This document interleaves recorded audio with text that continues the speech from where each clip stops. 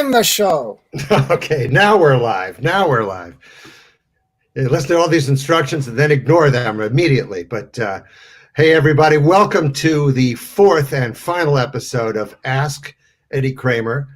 And the subject matter in this one is the Rolling Stones.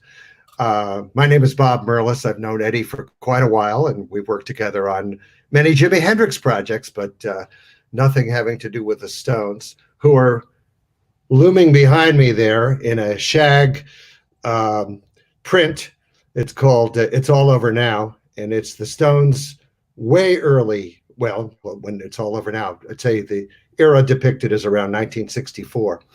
But enough about my artwork. What about Eddie Kramer? And Eddie, I want to ask you something right off the bat, and that is people associate you with Jimi Hendrix, with Led Zeppelin, of course, Woodstock, which are the previous three episodes.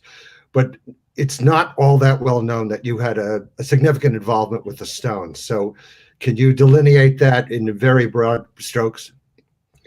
Well, I was very fortunate. Thank you, Bob. Good evening. How are you? Hi, great. Everybody. I started working with the Stones as an assistant engineer at Olympic Studios in London. I think it was late '66. The Stones had come in as Olympic was gaining its reputation as the leading independent studio in London. And it was a big deal for the studio to have the Stones there. And they, from the time that they started there in late '66, they were there for many, many years doing projects and lots and lots of recording. As I was an assistant engineer, just starting out there, the guy who was producing at this particular point was Loog Oldham. And he sticks out in my mind as being a hell of a character. He was a young guy, you know, and he started with the Stones. I think he was 18 or 19 years. No, he was about 19 years old. I know he worked for Brian Epstein before he worked for the Stones and kind of had the vision for them. Right. And just watching this man work his thing, you know, if you had to compare Loog Oldham with Jimmy Miller, who I worked with later on with the Stones, you couldn't have two vastly different producers. So sitting there in my little chair there at Olympic next to the tape machine, being the assistant engineer, observing and trying to keep the cues going and winding back and forth and running into the studio to move a mic if I was shouted out, "Hey, Eddie, go get that mic, move that thing," you know. It was a trial by fire. It was pretty cool. A little gopher activity going on there. Had to. I mean, you're learning the ropes. You got to start somewhere. So we're talking about Between the Buttons as the start. And yes. That album, of course, has Ruby Tuesday on it. And there's something about Charlie's drumming on that album on that track that came across my field of recognition, and I'd like you to elucidate on that one. I love Charlie's drumming. Charlie and I always hit it off right from the get-go. He's a jazz fan. We shared this love of bebop and, you know, that era. And he loved Charlie Parker, and so did I. And we just, I don't know, there was just something about his character that I just particularly liked. On this occasion, when they were cutting this track, I distinctly remember he had to do a drum overdub. And if you listen towards the end of the song as it progresses, you can hear toms coming in, boom, boom, look at the drum, you know, at the very end. Yeah. I remember so clearly, and I think the snare part, it may have been overdubbed as well. And I remember either it was Glyn Johns, who was the engineer, or it was somebody in the band. I can't remember exactly who was. "Hit it bloody hard, Charlie. Now you got to hit it harder, man." He did. I mean, there's almost a military kind of cadence going on in that song. You know, yeah, it's martial. Yeah. Where it goes, daka, daka, daka, daka, boom. Yeah, exactly. That figure, it gets intensified as the song progresses, and that's where the toms were coming in. Yeah. Right. Same era. Let's Spend the Night Together, which we here in the States saw the Stones perform at Ed Sullivan as Let's Spend Some Time Together, because it's too naughty for Ed Sullivan, and with Mick and everybody mugging, like when they had to say the wrong lyrics. Their eyes, yeah, it was just, we're all in on the same joke, so what's the point? But you were there when it was recorded at Olympic, and Jagger did the original vocal. So give us a little insight into that one. Well, there are some stories floating around about exactly what happened. I'm sure Keith has his point of view. I know Andrew Loog Oldham has his point of view. I'm sure a few others have I'm sure Mick has his point of view. But this is what I remember. I'm in my usual position by the tape machine, which was right next to the control window, and I could have a clear shot looking out into the studio. It's a very large studio, with very high ceilings. And on the far left-hand side, there was a pair of double doors. And Mick was in the studio trying to sing the vocal for Let's Spend the Night Together. And about halfway through the vocal overdub, I noticed that there was two individuals standing in the doorway. They were these motorcycle cops. They had the helmets on, the bobbies, helmets on, but they also had the leather bandolier and the big jack boots. And they would stand there and they would just rock back and forth, just standing there. And I yelled to Glenn, I said, Glenn, the Fuzz are here. At this particular point, what is not known is the fact that the Stones were being persecuted, if you will, by a detective in the Metropolitan Police. They was trying to bust them. So they were really paranoid. So anyway, I said, Glenn, tell Mick that the Fuzz are here. So without missing a beat, Glenn hits the talkback button on the headphones only. Said, Oi, Mick, the Fuzz are here. Delay him. So Mick turns around to the Fuzz and he says, Oi, come over here. Oh, so co-opted. The cops go, loop-be-doop, be-doop, be-doop. I don't know if you know about the cops, the hands behind the back and all that kind of stuff. What's all this then? What's all this now? Anyway, they walk over to him and he says, listen, mate, I'm having a bit of a problem with me headphones. And I swear, the next scene is something that I'll never forget. The next scene is one cop puts one finger on one earphone and the other cop puts a finger on the other earphone to hold the phones on his head. All right, play it again. So I'm wow. So he got it, and then stop that for a minute, and then he says, "Could you wind it up to the bridge?" So I wind the tape up to the bridge. Listen, mate, I've got an idea. Can I borrow your truncheons, which are the nightsticks? Yeah. And he's disarming the cops. He's completely disarming. Meanwhile, in the control room, there's total freaking panic. All the drugs, everything. It's like a walking pharmaceutical in there. Smoke and everything, because there was no bloody air conditioning in those days. And we're flipping the doors open and stuff was being dumped down the toilet. It was fantastic. So Mick says to the two cops, listen, can I borrow your truncheons, the nightsticks? I've got an idea. Right, play it from there, into record, bang. If you listen to the bridge, you hear what sounds like claves. It is not. It's the nightsticks being banged together. That's the story. Unauthorized use of official tools. Yes. A question just popped up from Robert Hrablick? Joe Mora, because I wanted to get right into Brian Jones. What was your impression of Brian? We were just talking about him before this began, and we've got him here playing his mandolin-shaped guitar. I'm sure it's a Gibson. Anyway, there's a group of people who say no Jones, no Stones. In other words, they don't take into consideration anything that happened after Brian left. That is ridiculous, obviously, but talk about Brian as a character. God bless Brian Jones. I miss him. He was an amazing musician. He was the founder of the Stones and an incredible multi-instrumentalist. I mean, at the time, of the sessions that we were doing, he would appear on occasion, and when he was together, it was fantastic because there was nothing the guy couldn't play. Piano, he could play. Shanghais, he could play Indian instruments. Ocarina. Anything. There was nothing the guy couldn't play. I really loved it. And by the way, he was a huge fan of Jimi Hendrix and a good friend.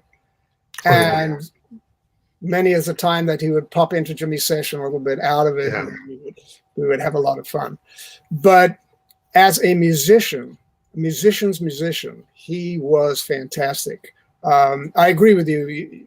You can't say without Brian, the Stones were the Stones. The Stones are the Stones. With Brian, but Brian was a central figure in creation of their music. And the founder. It was his band. There's a question here from Robert Herbelik. I hope I said that right. He won't care. About the differences between Hendrix, Page, and Keith. And that kind of dovetails with a question I had in mind to ask you, which was, did your work with the Stones on Between the Buttons inform how you recorded Hendrix on Are You Experienced? I know we're not dealing with Jimi Hendrix per se, but there's a relationship here, and you referenced it already. I don't think so. Hendrix was so different, and the Stones are so different. I think the work I did with Jimmy was very specific to him and how to get the sounds for his guitar, and he was incredibly efficient with having Chaz Chandler there as a producer. The Stones, this was always a battle getting them into the studio on time and all that kind of stuff. They would show up late. Jimmy in the later days would show up late, but in the beginning with the Stones, sometimes they were wonderful coming in 7, 8 o'clock at night. Other times we'd be sitting in the studio waiting till 11, 12 o'clock, In terms of the working relationship, my earliest relationship with the Stones, obviously as an assistant engineer, but once I got to work with Jimmy Miller and was working on Beggars Banquet, that was a whole different story. And then, of course, the live stuff that I did with them after the fact. Yeah, I mean, you mentioned that Oldham, their original manager and producer, was, he's been characterized as kind of a Svengali. He was an image maker. He's still with us. He's yes. still, really interesting guy. And he had his own show on Sirius XM, which I love listening to. But the point is that Miller himself was a real musician and could, insert himself in the musical process, irrespective of what the image and the vibe was. So maybe you should talk about Jimmy Miller because he's so important in this regard. Yeah, I mean, just the impression that I had of Andrew Oldham, he may not even remember this, but I actually met him once when I was a junior engineer at Pi Studios, and he had come in to cut an acetate, a 45 RPM acetate, and I was an assistant to the assistant, whatever, and I remember seeing this guy come in all flamboyant and crazy, and and I said, wow, who is this guy? Oh yeah, he's the manager for the Rolling Stones. Oh, and I remembered that, and that was 1964. Yeah. So in 2 years later, he's producing it. But his whole thing was, all right, you guys, just let's have it more colorful or whatever. He would use different kinds of flamboyant language to sort of get him at it. And I think he had a good sense of what a single was. Very well. Like a commercial sensibility, right? Yes. Yeah. Well, it kind of worked. Apropos of Jimmy Miller, Gregory Greenfield says, wasn't Jimmy Miller a drummer? And that's not the only instrument he played, but I think you have a firsthand experience with Jimmy Miller playing drums on a song we all associate with Charlie, but he didn't play on it. That's right. Yeah. So when I first met Jimmy Miller, actually it preceded the Stones, me working with the Stones and Jimmy. He had come over to England at the invitation of Chris Blackwell from Island Records. And Chris had a new band called Traffic, and he wanted Jimmy Miller to produce them. but they were in a sort of a transitional state. The band wasn't quite together yet. And Steve Winwood was still with the old band. He was still with Spencer Davis. Spencer Davis. Yeah. So the idea was, let's bring in traffic-ish kind of vibe for I'm the Man. That was a single that I did with Jimmy Miller. And we got on like a house on fire. It was great. We just enjoyed each other's company, and he liked the sounds I got, and I loved working with him. So much so that later on when I worked with him with the Stones, I always thought to myself, this is the guy I would want to model myself after as a producer, because he was so into the music. And when he finally got to work with the Stones, he just grabbed them and just shook them up and just made them pay attention to the rhythm. And it was phenomenal. Working with him in the studio was a blast. It was a laugh. He got the Stones so excited about their music, and that was it. That was the key to it. Well, after Oldham and before Miller, the Stones they produced their own album. They produced their Satanic Majesty's Request that has a lot of sort of, avant-garde elements, were they consciously trying to make an album that conjures up modern music, meaning John Cage kind of, modern, quote, classical music? Or is it just sort of noodling in a kind of mirthful way, or both? I think the fact that they didn't have a producer, they spent a lot of time in the studio noodling, as you said. Yeah. And I think Jagger's always said about the album, not so much, not the greatest record we ever made. But the experimentation part of it was terrific, because we got to, Brian Jones is all over that with mellotrons and various crazy instruments. There's one of the tracks I've actually listed as playing claves on. I actually ended up playing percussion on one of the tracks. I want to go back a step to the Jimmy Miller thing. I did not answer the gentleman's question, Greg Regenfield. Jimmy Miller I forgot to say, he came over from the States. He was a comedian. He was a great drummer, had an amazing feel. And on many occasions, he would show Charlie, okay, this is how I think the beat should go. Here, Charlie, you do it. And if Charlie couldn't cut it, then Jimmy would cut it. As simple as that. But he knew rhythm. He knew how to get the band at it. And they had such an attitude when he was in the room. Sorry. Great. Here's a very general question, but let's get to it. Jim D'Angelo asks, what was your favorite Stones recording and why? You must have one. I have like 20, so you must have one. I mean, I have to throw in a couple that I really am proud of from Beggars Banquet. Definitely Street Fighting Man. There are some stories about how this track was recorded, and another couple of tracks that were recorded with a cassette machine. Now, the cassette machine is in question here. Everybody has a real Philips cassette machine. Yes, were they contemporaneous with that period? Yeah, well, there were two cassette machines. Yeah, Jimmy Miller had a Wallensack, which was an American machine, right? And I think Keith had a Philips machine. And it's always been a little bit of contention as to whose machine was being used. And I remember clearly Jimmy Miller and I, we set up his cassette machine on the floor, hit record, Charlie with the small little tiny kits, and Keith, and people sort of banging a few bits and pieces. And that's how the track was recorded. Then we played it back. Yeah. Through a 6-inch Philips speaker. There's the difference.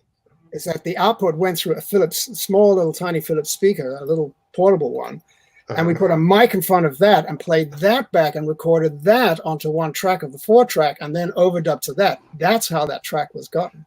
So you're going further and further away from the source to make it sound that much more gritty and authentic, I suppose. Exactly. This was like being grunge. You know, yeah. There was no word for it then. Though. Yeah, there was no word for it. Exactly. Yeah. Here's a question from John McKenzie. Did you feel you were making history at the time you were recording the Stones, or was it just like any other session or other sessions? I mean, do you have a sense of like, well, wow, I'm here with the Stones. This is a big deal. You know, it's funny. It never really interests when you're in this moment. You're doing your job, and if you don't do your job, you're out of there. So you better pay attention, and that's what you learn as an assistant engineer, then as a junior, and then assistant, then a senior engineer. You pay attention to the client. The client is trying to do something, and if you can't help them, then you're not doing your gig. The only I have to tell you, Bob, and the audience out there, the only time I was really, really nervous was when I got to record the Beatles for the first time. That was like, whoa, okay, royalty coming in. Yeah. Ah. But once they came in the room and they started to, they were fine. They were cool, you know. Well, they came to Olympic when Abbey Road was being remodeled. They couldn't get into Abbey Road. Because they couldn't book time in Abbey Road? They couldn't book time, and they came to us twice. That's unbelievable. But can't they just bump everybody for them? No? So what are you going to do? Okay. Here's a question for you guitar players out there from Robert White. When Keith started playing in open tuning, were you recording that? And if so, did it affect the recording process? No, I mean, Keith's open tuning is his magic. Yeah. Yeah. Okay. That's his open tuning is the heart and soul of what he's doing. I mean, without that open tuning, it ain't the Stones. Right. I wanted to get back to Jimmy Miller's drumming because I read or maybe I wrote that when the Stones did Rock and Roll Circus and they did You Can't Always Get What You Want, this was the first time that Charlie drummed on that song ever. Maybe he did in rehearsal, but he didn't do it on the record.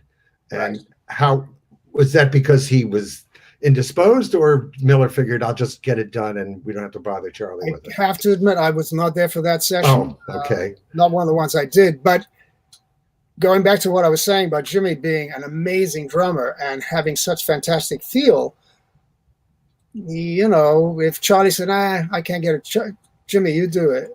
And did Charlie have a sense of being displaced, or he was just went with the flow? No. I think he was only, let's get the thing done. I can't feel it the way you're feeling it. Okay, mate, you do it.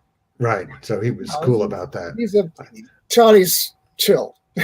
That's my sense of him. I met him once, and that was pretty much a highlight of that year for me. So, were you there when the band recorded "Gimme Shelter"? Yeah. The song? You were not. Oh man, I wanted to hear about Mary Clayton. Okay, that's the way it goes. Well, the stories are I know. endless. Yes. Yeah. Screaming away in the background. I've heard the stories. Yeah.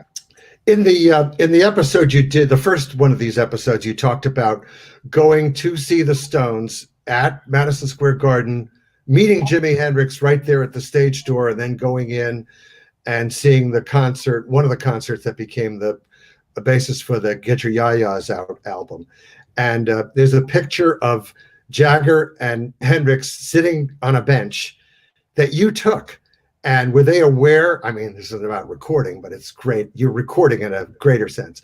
Were they aware that you were documenting them, or they care not, or what was the circumstance?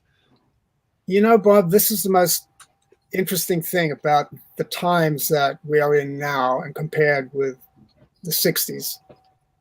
Nobody gave a damn. I mean, nobody said to you, hey, you can't put that camera here. You can't, that's my artist. You can't take a picture of him. Yeah. That just didn't happen.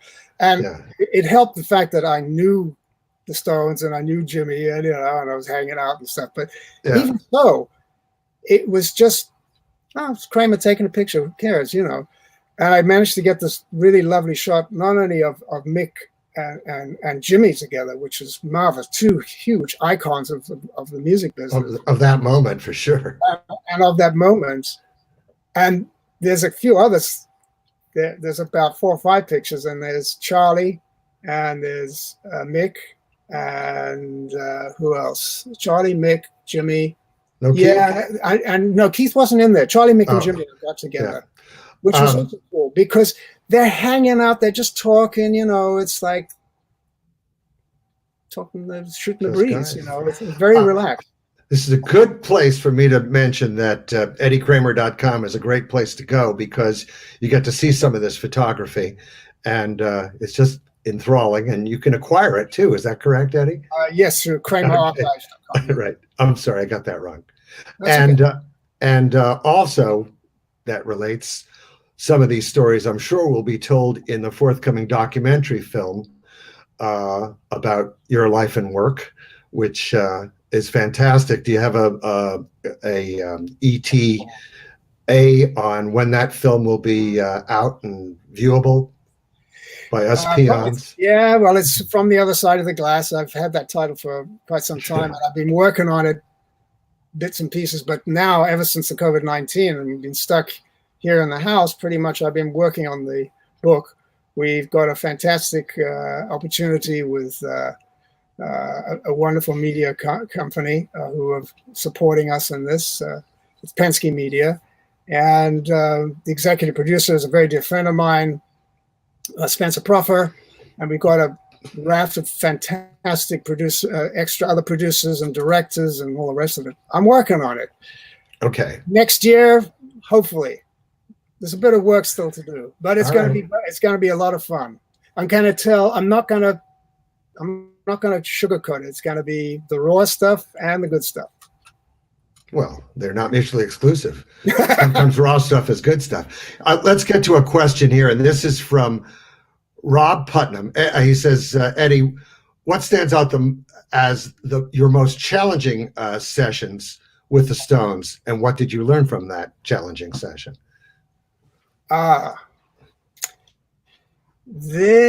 Geez. You already got to the cops showing up, so that's over. You can't use that now.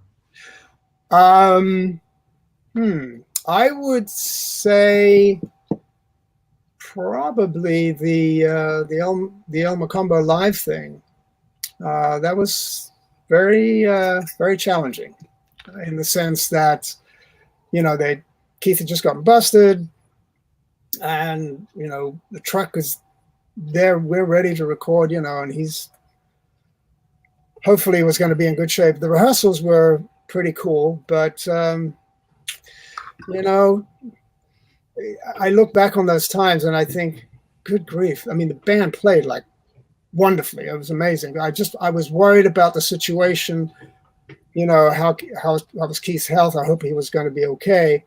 And, we're in the truck thinking, oh, my God, but the band played great. Challenge was getting a sound for them that sounded cool, because it was a small club with a low ceiling. But it worked out amazingly. I was really thrilled. The band, it's fun. When you think back, I think the Stones enjoy playing those smaller clubs because it's the intimacy with the audience, and it's so tight, and the smoke is in the it's like you can just feel the vibes coming out from the audience to the Stones and back. So it was very exciting. This is the lost my headset here. Gotta get you. Hang on. This is the Love You Live album, which was recorded in most of it in Toronto, where Eddie is as we literally speak. So back to the scene of the crime, so to speak. And at that moment, there were, not to be all TMZ about things this many years later, but there was some notion that the wife of the Prime Minister of Canada, Margaret Trudeau, was a very, very avid Rolling Stones fan. Did you encounter her while the band was ensconced in Toronto for those sessions? I did. She introduced herself to me as I was walking down the stairs, and I said who I was, and she nodded to me and walked off, and that was the only thing that happened at that particular point. Obviously, it's been covered in the press so much. I was just doing my job. Right. mono is clean. Wow. But I want to tell a story about Please. Mick. After we get to mix the record, Mick and Keith weren't talking at that particular point. They were really, they go through their points where in life they're not talking to each other. So the El Macombo side, I mixed with Mick at Electric Lady Studios, which was a lot of fun. I mean, we really enjoyed the mix together, and then I cut an acetate of it. And he said, well, could you bring it up to the house uptown? So I went uptown and played the acetate, and we discussed it and whether we had to tweak it. I can't remember whether we did or not, but it was really nice hanging out. So you played it on his home stereo? Played on the home stereo. It did sound pretty damn good, I have to say. I imagine it's a pretty good unit there. It was, yes. Yeah. Why not? And did everybody make the connection that here you're working on a Stones album in the studio that you helped Jimi Hendrix build? I mean, it's all of a piece that's kind of, I guess that'll be in the movie. It only makes sense. Yeah, I mean, I'm not sure if that, did Mick make any comments about Electric Lady? Can I remember that far back? He must have known how this studio came to be. It was about 4 or 5 years. You're stretching my memory banks, Mr. Merlis. Sorry. I can't remember. What's my middle name? Oh, geez. Began with an H, I forgot. All right. Let's get a question here. This is one from Larry Ferguson, who says, for years there were rumors that Rycooter played on Honky Tonk Woman. Any truth to that? Were you part of that? I didn't do the session. I don't think so. It doesn't sound. Did you do Memo from Turner from the performance soundtrack? Because Cooter is credited on that one. So logic. On which track? Memo from Turner. No, it's not. It's really a Jagger record rather than a Stones record. Here's another question. Were you at the recording of the "Can't You Hear Me Knocking" and jam session? Oh, you can read that. So I wish I could have been at that session. That's almost like the crazy sound in their Satanic Majesties, except focused and more coherent. There's instead of just wild stuff, it works. It did, yes. I don't. The Stones sometimes, this is this machine that they put together. When they are locked, it is the most unbelievable. You can't drive a nail through it. It's just so on. And then there are times when they're sloppy. Listen, all musicians do this. I mean, even Jimi Hendrix was sometimes sloppy on stage. Jimmy Page, classic. He says, "When I'm on, I'm on. When I'm not, I'm not." So what can you do? Yeah. Let's do some more questions. Wow, this one is so left field. I don't know if it's really addressable. Eddie, what do you think about, this is from David Betsy. What do you think about the Stones logo? Does it metaphorically describe the Stones? Absolutely. Why not? It's the tongue. They're sticking their tongue out at you. So, they're razzing their adherents. Makes sense to me. I think so. And it's become such a key logo factor. I mean, it's like, I can do that too. I mean, hey, did Kiss, I don't know. Is there a Kiss logo like that? No. Gene Simmons has got this. Well, he's got his tongue working, but that's not part of the corporate identity. There's so much corporate identity with that. It's how come you're not doing a Kiss one of these? Come on. Well, let's save that for another time. Okay. Because you see, now we're entering into another. I'm not the right guy to moderate that one. No, so. That's fine. But we can talk. I mean, Gene Simmons and I, we'll talk Yiddish all night. Oh, great. I was going to. I was in Toronto, and I'm going to get out of Toronto and talk about. The transition from Beggars Banquet to Let It Bleed. Was the band's mindset different, or? I didn't do the album, unfortunately. I loved it. I mean, you had nothing to do with Let It Bleed? No. How'd you let me get away with mentioning that? It's okay. It's the Stones. I mean, you would have had to go to France for that, I guess. Well, that's the thing. I mean, there's a very dear friend of mine, Andy Johns, who passed. God bless him. I'll tell you a little story. Yeah. Glyn Johns' brother, young brother, when he was 17 or 18 years old, he came to Olympic in 1967 as an assistant engineer, and he became my assistant on the Hendrix sessions. And he was learning the same way I had learned earlier, in the last couple of years prior to that.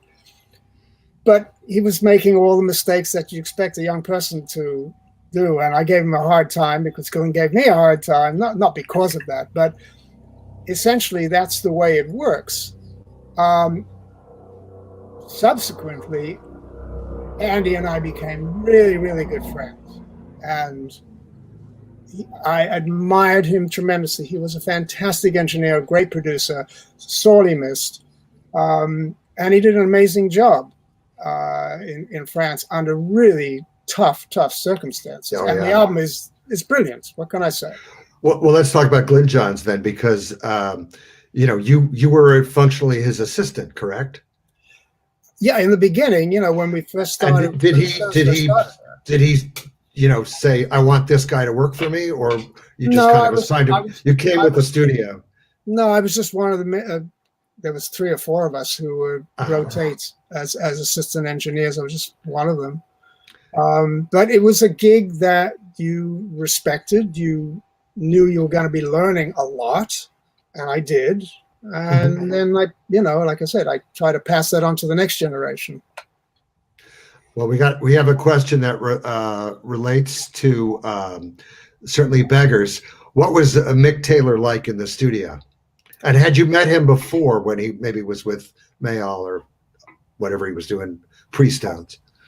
No, I had not met him before. Okay. My memory banks are a little cloudy about Mr. Taylor. Okay. He may have been there. I'm not sure if he was there for the. Here's the thing. If you look at the dates of the recordings for Beggars Banquet, it's March of 1968, right? Yeah. April 18th, I'm in New York with a new career. So that's it. Period. I only managed to do three songs, I think, on Beggars Banquet, which was Street Fighting Man and what was the other one? I'm trying to think. My brain is just not there. Parachute Woman. Yeah. And Jigsaw Puzzle. I think Jigsaw Puzzle. I did the research on that. Right. But that was literally just before I came to America to work with Jimmy at the record plant in '68. So I seem to remember seeing him in the control room. I'm not sure if I'd actually recorded him there. I may not have. Well, I mean, I know him and I've met him and heard him play. And he is absolutely a fabulous player. Well, talk about Street Fighting Man, because the way that record starts, it's just so powerful and, it's just tremendous. Did they go into it knowing it would be have that much impact, or did you sort of gin it up in the studio?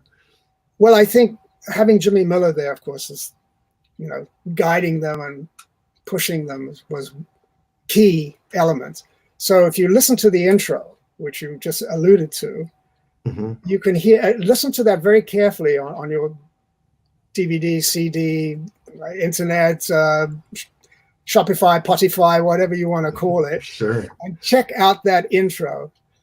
YouTube it, whatever. And check out that tick-a-dang, tick-a-dang, and you can hear the cassette machine that it was recorded on is doing this. It's wowing because the speed is very unstable, and that's what gave it that little wobble. And it's the power of that song is phenomenal. I mean, the lyrics, the way Mick delivers the vocal, the band is tight, great feel, and this was the turning point for the Stones in terms of their blues roots, their R&B roots coming out as a great record. It defined them going forward. Well, it's just a fantastic. It has such an incredible, irrespective of the lyrics, it's the presence of that record is pretty phenomenal. And you heard it immediately. They attacked it, so to speak, from the minute they got there. Yeah, and I think, like I said, if you imagine being in the control room with Jimmy Miller, it's such a different story because he's on them all the time, pushing, and knowing when to pull back, when to give him shtick, you know. And Keith really responded. I mean, he worked hard. I mean, Keith and Charlie worked really hard to drive that thing. Bill, being Bill, you know, he's doing his lovely. Yeah, that was great. I loved him. He is like just stood there like a statue. He's amazing. Great sense of humor. I got to go back to Bill on Satanic Majesties. Were you there when he fell asleep in the studio? And did you record his snoring? Not that I remember. Lynn probably did. Yeah.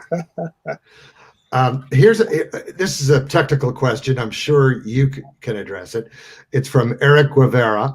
He says, what tape formula and operation level did you use for recording in those years? What compressors were your go-to for the Stones? Very nice question, Eric. Yeah, this guy knows his stuff. He certainly does. Yeah, I've seen his name come up before. Okay. The tape, first of all, is 4-track half-inch on an Ampex 300 deck with 351 electronics, which was the master machine. And it was either one of two manufacturers, either BASF or AGFA, German tape. By the way, BASF, you know what BASF stands for? The Badische Einlein- und Suderfabrik,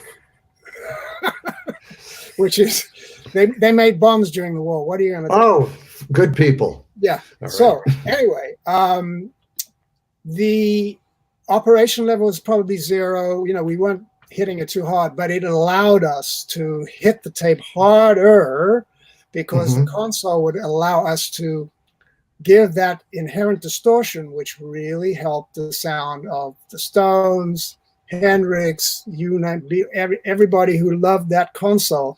It had a certain grittiness to it, but it was also helped by the fact that that tape machine was a tube tape machine. Another thing. Wait a minute, compressors. The main compressors that we were using were Pi, P-Y-E, and I used them on everything. So it was my go-to, and that's also part of my Waves plugin, but there you go. That's another story for another day. All right. And you worked for Pi, the same company, right? The studio, the record company, the compressors, the light bulbs. Exactly. Yeah, they made radios and televisions. Yes, that was in '64. Is that an acronym, PYE, or is it just, does it stand for something? It probably isn't. I shouldn't waste your time with stuff like this. It's fun for me. What can I tell you? So have you run into the band in later years, in modern times? Do they have recollections of these things with you when you see them in current times? Not so much current times, although I will say AJ, my lovely wife, and I went to see the Stones last year in July at Washington, in Washington, D.C., at the big stadium there. And the band I was working with at the time, called the Ghost Hounds, opened for them. And it was phenomenal. Man, they played so great. And, Mick had just had the part and everything. Incredible. I was blown away. We saw them at the Rose Bowl of the same tour, and it was like, how do they get better? I mean, it doesn't make sense. You're supposed to decline, but no, I think they're maturing like a really good brandy. Right. They're back with a vengeance. You kind of addressed this. Is it true that the intro to Street Fighting Man is an acoustic guitar? I think it is. So, I mean, that's perfect, Keith. Dave Mason was on Street Fighting Man, correct? No? This is what Kevin O'Toole is asking. You can say no if it's no. If he was you there, knew him from Traffic. I would have remembered because he's with Traffic. You knew him from Traffic. I doubt it. Him. Different story for the earlier show when we were doing Hendrix. Dave Mason played a 12-string on All Along the Watchtower, yes, but this one, sorry, pal.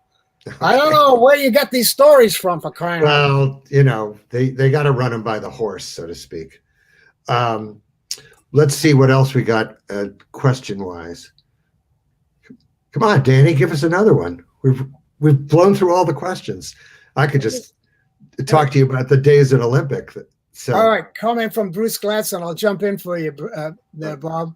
Which amp was your favorite of Keith's to record, and with which mic? Very interesting question. Yes. Don't remember the amp so much, but I can tell you pretty certainly that I would use an M160, which is a Bayer ribbon mic, which is the same mic I would use for Jimmy, or maybe I would combine it with a U67. And we can save all these technical questions for my next show, which we'll talk about at the end of this show. Well, I'm sure they're of compelling interest to a good percentage of the people who are watching this right now. So, when you got involved with the Stones, did you feel like, wow, I've been knighted, or this is a fantastic honor, or was it just, here, this is the job I do, and some of the acts I work with are successful and some are perhaps not successful, but there must be an aura, I dare not say vibe, when these guys walk in the room, and you know what's going on. Even early on, even between the buttons, that's fairly early. They were, no rock and roll nobility. Do they act like it? Yeah. Oh, Anytime okay. they walk in the room. I mean, when I first, obviously the first time you're a little tiny bit nervous going in there, but you got your job to do. But when they walk in the room, it's like it's Keith walking in, and Mick walking in, and Charlie. And, so in your head, you're going, it's really them. Well, not so much, because your mind is focusing on where do I place the mics. Don't screw that up. Blah blah blah. Get your gig done. Right. They're just human beings. They may be rock stars, but they're human beings. Right. But it was interesting. We're not sure about Keith. We're not sure. Yes, he is from another planet. There's no question. He's going to outlive us, maybe another 100 years. God bless him. But there was an interesting dynamic talking about the personalities and the women who were their girlfriend. At the time, I had a Swedish girlfriend, and she was friendly with Keith's girlfriend. And that was very interesting. And there was another, I think even Bill Wyman had a Swedish girlfriend. I think there was Bill and Keith had Swedish girlfriends, and my girlfriend, Anita, they all used to hang out together. And I remember the three of them walking to the control one day. It was like, whoa, three beautiful Swedish girls. Come on. So that's impressive. It was. Here's a question that it's a good general question. How many takes did the Stones do typically to cut a song? I know that it's all done in pieces, but there's multiple takes of each track. Were they quick, or was it labored? It went on. Oh, okay. I think the days that I was involved with them, certainly with Andrew Loog Oldham, the tail end of that, him leaving Satanic Majesties, and then all of a sudden a new breath of fresh air with Jimmy Miller, that was when the shit really had to be done. And even though they did multiple takes, they were multiple takes for a purpose. So I think the looseness, the jamming, let's do it again, well, we'll try it another way, another tempo. That's part of the process. Much in the same way that Jimmy used the studio to jam and to write stuff later on, which was an interesting process. Some people may say, well, you're wasting tape, you're wasting studio time. No. These were great ideas. And the same thing with the Stones. Their process was their process. They took their time because that's what they had to do. Maybe they were, because they could. Budgets were not a problem, and they would go all night, and quite often we'd finish at 8 o'clock in the morning, and they'd be leaving, and then the next set of musicians would be falling right behind them. Well, the symphony, the 60-piece orchestra. Oh, great. The French horn guy from You Can't Always Get What You Want, did they cross paths there? I do not know, but it would be very interesting. Okay. Here's a question about Nicky Hopkins. Did you Oh, God bless him. It's from Gregory Greenfield. Didn't we heard from him before? But anyway, what was he the ultimate session man is the question. I loved Nicky Hopkins's playing so much. We used to hang out together and chat because I played piano a bit. And was he classically trained as well? Yes, he had a bit of that as well. Yes, absolutely. The sweetest guy, the most brilliant pianist, and on so many Stone sessions, and just the right thing that he would do with the right hand, the tastiest little fills. Oh God, I miss that man so much. I have a tape of actually the two of us jamming on piano. Oh, my part's not so good, but he was genius level. He's not the guy that Kinks wrote the song Session Man about, is he? No, I don't think so. He's a session man, a chord progression. Oh, well. That could have been about a guitar, but it could have been about Jimmy. It could have been about Page. Yeah.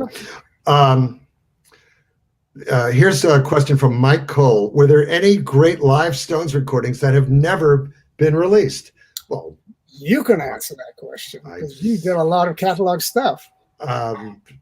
Actually, let me jump in for one quick second. Okay. Maybe you know about this. In somewhere in I can't remember. Yeah. I recorded the Stones at a stadium in Cleveland with about 75,000 people. And here's the story I remember it very clearly. I don't know the date. That's the thing. And whether it was part of Yaya's or whether it was part of another thing. I went out to the stage, and it's a massive, huge, it's like a football stadium, basically. Yeah. And Charlie's kit's on the stage, and I went over to the kit and said, "Hey, Charlie, do you mind if I tweak your kit a bit?" He says, "I don't care. I never tune it anyway." Okay, great. Okay. So I took the front skin off, and I got some surgical rubber and suspended a microphone inside there and put the bass drum head back on, retuned it and pushed the wire through the air hole, resoldered it and put a connector on. Then I went around the kit and tuned the whole kit up, and he came back and said, "My drums sound lovely, thank you." Look at that, Eddie Kramer drum tech, fantastic. It's great. So, all right, here. Let's make this the last question. All right, and it's from a guy with a great name. Bill Dillon says, since only a few tracks were released, do you still have the tapes of the El Macambo shows, or is it a record label thing to deal with? I think I can answer that. It's a record label. It's a record label kind of thing to deal with. And in this case, it's the Stones themselves. They are the record label. Yeah, and they own the tapes. Yeah, so it's not like Eddie's, running around with a briefcase full of rare tapes. I guess you have to surrender them at the end of the sessions. Yes. Just to guess. Yeah. Well, let's the door. Yeah. Well, it's been great to hang out with you yet again, Eddie, long distance. Sometimes we're together and sometimes we're apart, but we're always together. And what's in the future aside from the film that the documentary on your fine, super fine life? Fine, super fine. Well, I got a couple of things coming.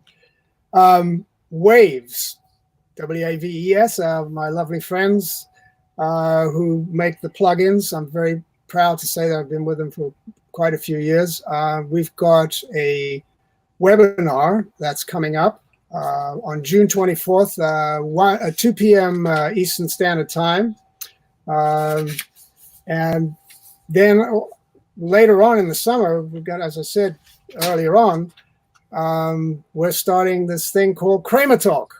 And so all of those wonderful techie questions and any other questions you have that we haven't addressed in the lovely 4 weeks we spent with Gibson can be answered there. It's on Facebook, and I hope you join us then. So we follow Eddie Kramer on Facebook to get all this information as it breaks. Okay.